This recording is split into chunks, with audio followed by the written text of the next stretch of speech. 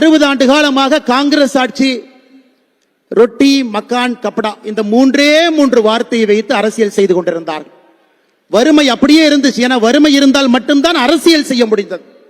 2012 இந்தியாவில் $2.15 அதாவது 180 ரூபாய்க்கு கீழே வருமானம் பெறக்கூடியவர்கள் நாட்டினுடைய மக்கள் தொகையில 16.2% இருந்தார்கள். 2012 நம்ம ஆட்சிக்கு வந்து முழுமையாக இந்த 10 ஆண்டுகள் கழிச்சு பாருங்க, 2023 அதை வெறும் 2.3% கொண்டு வந்திருக்கின்றோம். இது மிகப்பெரிய சாதனை இல்லைங்களா?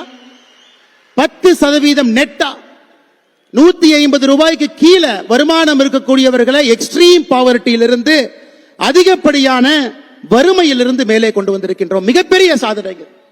11 ஆண்டுகள் நம்முடைய ஆட்சி மக்களுக்கு சொல்லி இருக்கின்றோம். இது சாதாரணமான ஆட்சி இல்லைங்க. உலக வங்கியினுடைய ஆய்வறிக்கை சொல்லுது, ஏப்ரல் 2025 உலகத்தில் மிக வேகமாக வறுமையை கடந்த 10 ஆண்டுகள்ல ஒழித்த முதல் நாடாக இருப்பது நம்முடைய பாரத நாடு. அதற்கான தலைவர் பாரத பிரதமர் நரேந்திர மோடி அவர். அதுவும் சாதாரணமா இல்லைங்க. யோசிச்சு பாருங்க, நம்முடைய பிரதம மந்திரியினுடைய ஆவாஸ் யோஜனா, வீடு கட்டி கொடுக்கக்கூடிய திட்டமாக இருக்கட்டும், உஜ்வல யோஜனா திட்டமாக இருக்கட்டும், ஜன்தன் யோஜனா திட்டமாக இருக்கட்டும், ஆயுஷ்மான் பாரத் ஆக இருக்கட்டும், எல்லா திட்டத்தையும் ஒரே வீட்டிற்கு கொண்டு வந்திருக்கின்றோம்.